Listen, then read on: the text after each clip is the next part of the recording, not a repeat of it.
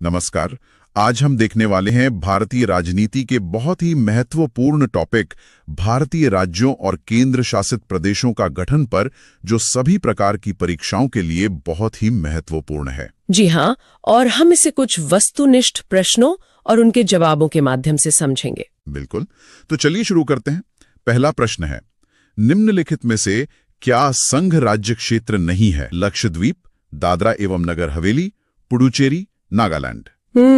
इसका सही उत्तर है नागालैंड। अच्छा, नागालैंड। जी। नागालैंड जो है वो भारत का एक पूर्ण राज्य है, केंद्र शासित प्रदेश नहीं। और बाकी तीन मतलब लक्षद्वीप, दादरा एवं नगर हवेली और पुडुचेरी, ये सब संघ राज्य क्षेत्र हैं। हाँ बिल्कुल, और ये जानना भी जरूरी है कि भारत में अभी 28 राज्य और 8 केंद्र शासित प्रदेश हैं। सही। और नागालैंड को राज्य का दर्जा कब मिला था? नागालैंड को 1963 में ही राज्य का दर्जा मिल गया था, मतलब हरियाणा और सिक्किम से भी पहले। ठीक है, तो चलिए अगले प्रश्न पर चलते हैं। निम्नलिखित में से कौन भारत का एक केंद्र शासित प्रदेश नहीं है? और विकल्प हैं चंडीगढ़, त्रिपुरा, पुडुचेरी, लक्षद्वीप। इसका सही जवाब है त्रिपुरा। त्रिपुरा। जी, त्रिपुरा एक पूर्ण राज्य है। उसे 1972 में पूर्ण राज्य का दर्जा दिया गया था। और चंडीगढ़ तो एक बहुत ही अनोखा केंद्र शासित प्रदेश है ना? बिल्कुल, वो पंजाब और हरियाणा दोनों राज्यों की राजधानी है। और पुडुचेरी और लक्षद्वीप के बारे में तो हमने पिछले सवाल में ही बात की थी। सही। चलिए अब अगला सवाल देखते हैं। तो निम्नलिखित में से कौन केंद्र शासित प्रदेश नहीं है? लक्षद्वीप, दमन दीव, पुडुचेरी, मिजोरम। इसका उत्तर है मिजोरम। मिजोरम। हाँ, मिजोरम भी भारत का एक राज्य है। इसे 1987 में राज्य का दर्जा मिला था। अच्छा, 1987 में? जी, संविधान के 53वें संशोधन के जरिए। और एक और बात, दमन दीव और दादरा एवं नगर हवेली को अब मिलाकर एक ही केंद्र शासित प्रदेश बना दिया गया है। अच्छा, तो इन 3 सवालों से ये तो साफ हो गया कि नागालैंड, त्रिपुरा और मिजोरम ये तीनों राज्य हैं। बिल्कुल। चलिए अब थोड़ा इतिहास में चलते हैं। अगला प्रश्न है, कराईकल, माहे, यनाम सहित पुडुचेरी की फ्रांसीसी बस्ती को फ्रांसीसी सरकार ने किस वर्ष भारत को अर्पित किया? विकल्प हैं 1952, 1954, 1955 या 1958। इसका सही वर्ष है 1954। 1954। जी, 1954 में फ्रांस ने इन बस्तियों का जो वास्तविक नियंत्रण था, जिसे डी फैक्टो ट्रांसफर कहते हैं, वो भारत को सौंपा था। लेकिन इसे कानूनी रूप से शामिल करने में तो और भी समय लगा था ना? हाँ बिल्कुल, उसमें कुछ साल और लगे, जिसकी बात शायद अगले प्रश्न में होगी। हाँ, अगला प्रश्न उसी से जुड़ा है। पुडुचेरी को किस वर्ष भारतीय संघ में सम्मिलित किया गया? 1956, 1959, 1962 या 1963? इसका सही उत्तर है 1962। 1962। जी। तो मतलब लगभग 8 साल का अंतर। जी, 1954 में नियंत्रण मिला और 1962 में आधिकारिक विलय हुआ। और ये किस संशोधन के तहत हुआ था? ये 14वें संविधान संशोधन अधिनियम 1962 के माध्यम से किया गया था। और इसी ने पुडुचेरी को एक केंद्र शासित प्रदेश के रूप में स्थापित किया। ठीक है, अब फ्रांसीसी बस्तियों से पुर्तगाली बस्तियों की ओर चलते हैं। किस वर्ष गोवा सहित अन्य पुर्तगाली बस्तियों को भारतीय संघ का राज्य क्षेत्र बनाया गया? 1960, 1961, 1963 या 1965? इसका सही उत्तर है 1961। 1961? हाँ, गोवा, दमन और दीव, इन पर पुर्तगाल का शासन था और भारत ने ऑपरेशन विजय नाम की एक सैन्य कार्रवाई से 1961 में इन क्षेत्रों पर अधिकार किया। तो मतलब यहाँ बातचीत से काम नहीं बना? नहीं, बिल्कुल नहीं। और शुरुआत में इन्हें केंद्र शासित प्रदेश ही बनाया गया था।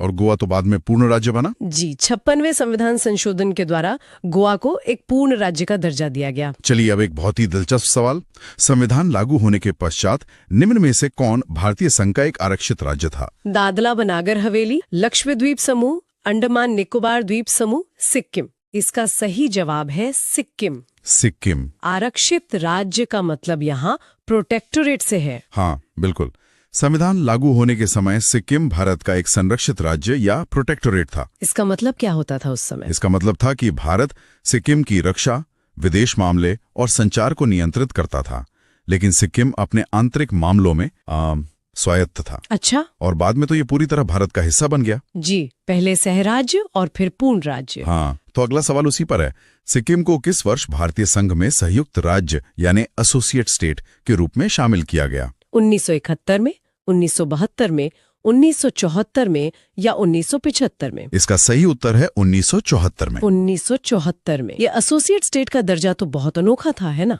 जी, ये भारतीय संविधान में पहले से मौजूद नहीं था, एक बिल्कुल नई व्यवस्था थी। और ये किस संशोधन से किया गया? ये दर्जा 35वें संवैधानिक संशोधन के माध्यम से दिया गया था। पर ये व्यवस्था तो सिर्फ 1 साल ही चली। हाँ, सिर्फ 1 साल। 1975 में सिक्किम भारत का एक पूर्ण राज्य बन गया। चलिए, तो अगला प्रश्न भी इसी से जुड़ा हुआ है।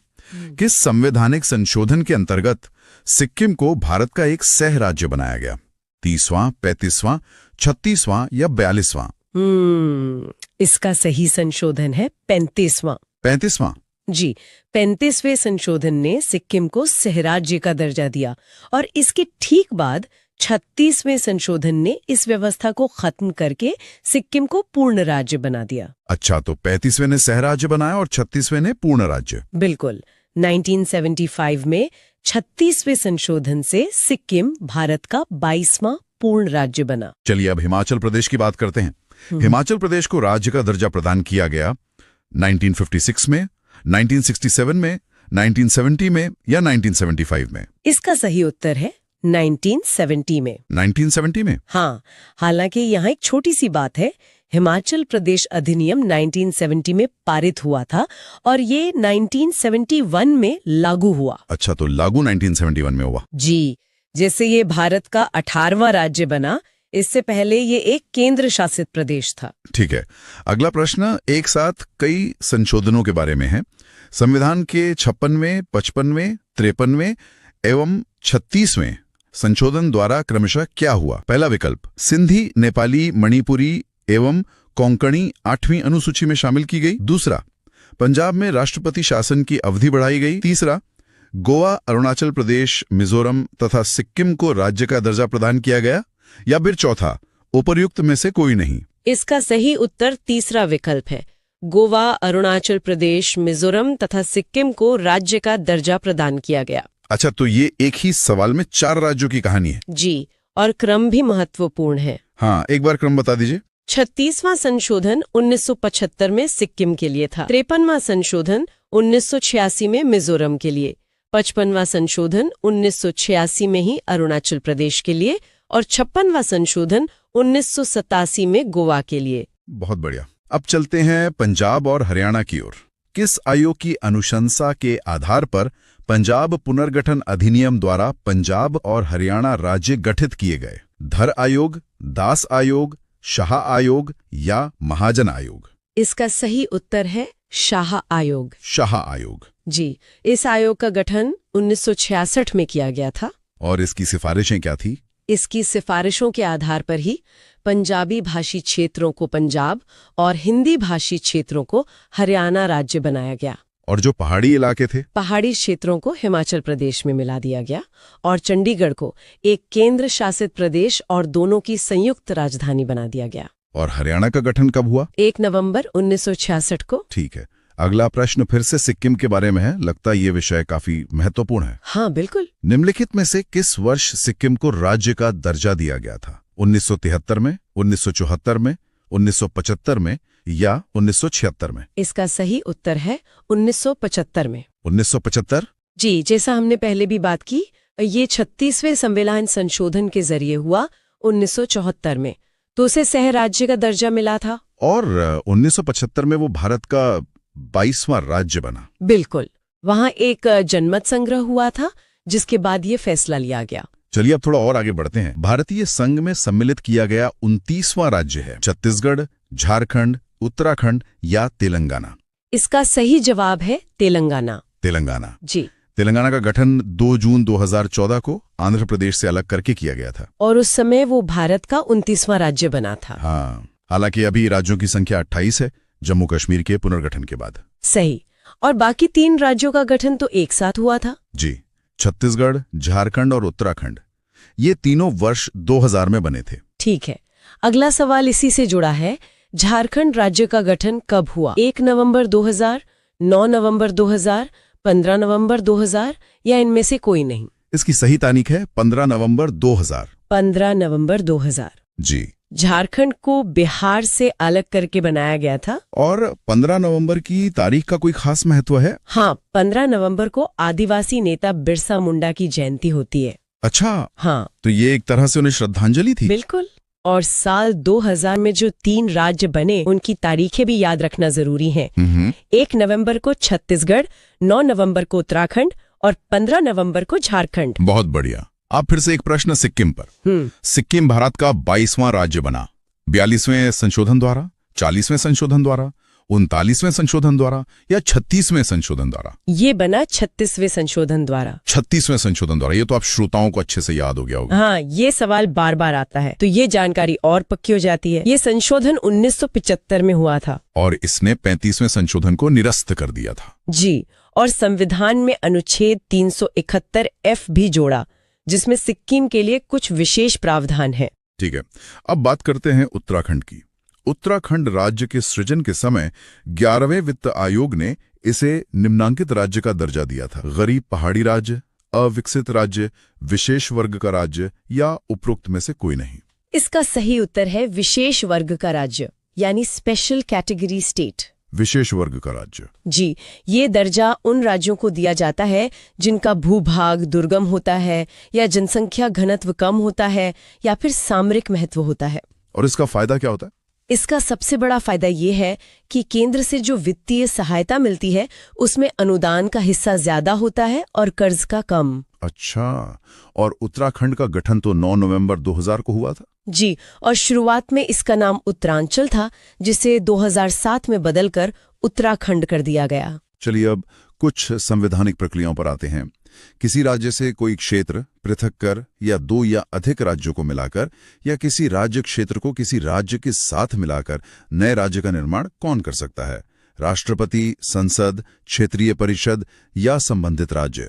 ये शक्ति सिर्फ और सिर्फ संसद के पास है। संसद? जी, भारतीय संविधान का अनुच्छेद 3 संसद को ये शक्ति देता है। और इसके लिए किस तरह के बहुमत की जरूरत होती है? संसद ये साधारण बहुमत से कर सकती है। इसके लिए अनुच्छेद 368 वाले विशेष बहुमत की जरूरत नहीं होती। अच्छा, मतलब ये प्रक्रिया उतनी जटिल नहीं है? नहीं, हालांकि ऐसा कोई भी विधेयक राष्ट्रपति की पूर्व सिफारिश के बाद ही संसद में पेश किया जा सकता है। ठीक है, अगला सवाल इसी प्रक्रिया को और स्पष्ट करेगा। भारत में एक नया राज्य सृजित करने वाले विधेयक को पारित होना अनिवार्य है। संसद में साधारण बहुमत तथा कम से कम 2/3 राज्यों के अनुसमर्थन द्वारा, संसद में साधारण बहुमत द्वारा, संसद में 2/3 बहुमत तथा कम से कम 2/3 राज्यों के अनुसमर्थन द्वारा या उपरोक्त में से कोई नहीं। इसका सही उत्तर है संसद में साधारण बहुमत द्वारा। तो मतलब राज्यों की सहमति की जरूरत नहीं होती? नहीं, राज्यों के अनुसमर्थन की कोई आवश्यकता नहीं है। लेकिन क्या राज्य से पूछा भी नहीं जाता?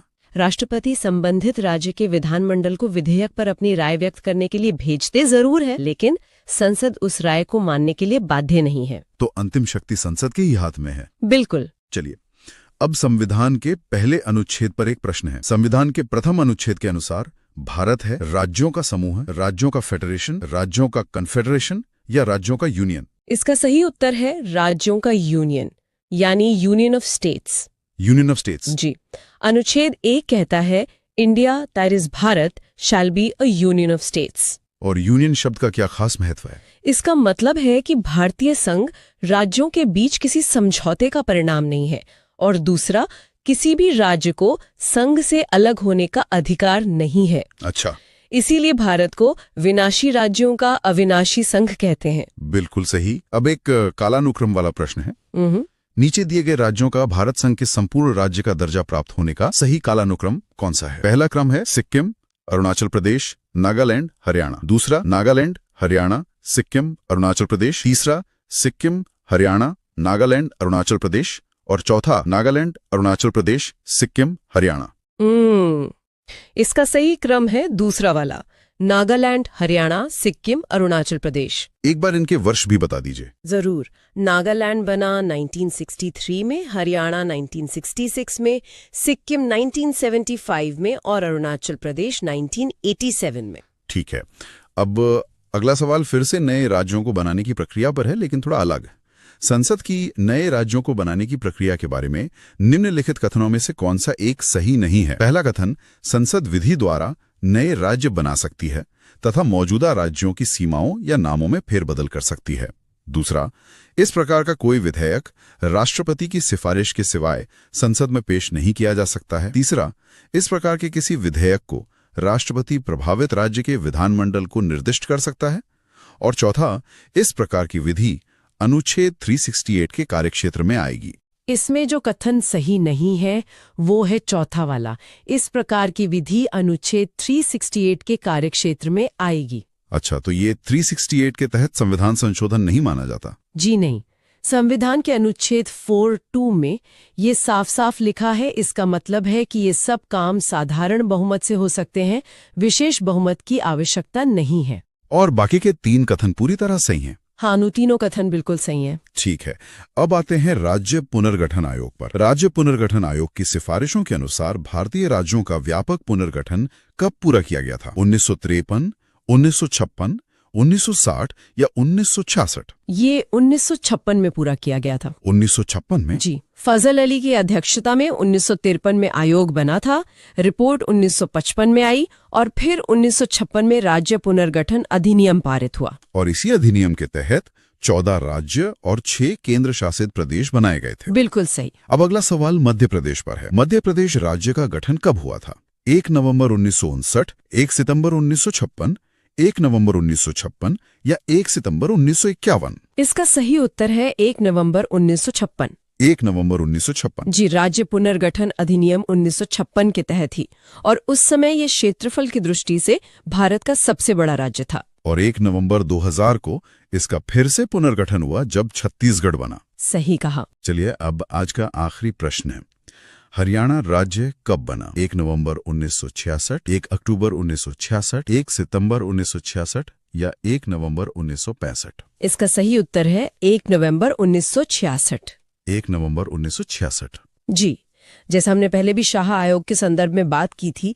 ये पंजाब पुनर्गठन अधिनियम 1966 के माध्यम से बनाया गया था। और ये भारत का 17वां राज्य बना। जी, और इसीलिए 1 नवंबर को हरियाणा दिवस के रूप में मनाया जाता है। बहुत खूब। तो आज के लिए हमारा अंतिम प्रश्न श्रोताओं के लिए है। इसका जवाब आप कमेंट्स में दे सकते हैं। प्रश्न है, मध्य प्रदेश राज्य का गठन कब हुआ था? तो आज हमने देखा भारतीय राज्यों और केंद्र शासित प्रदेशों का गठन से जुड़े सभी महत्वपूर्ण प्रश्न। उम्मीद है कि यह चर्चा ज्ञानवर्धक रही होगी। अगर ये जानकारी अच्छी लगी हो तो इसे लाइक करें, शेयर करें और चैनल को सब्सक्राइब कर लें। आज के लिए इतना ही। बहुत जल्द मिलते हैं अगले टॉपिक के साथ। नमस्कार।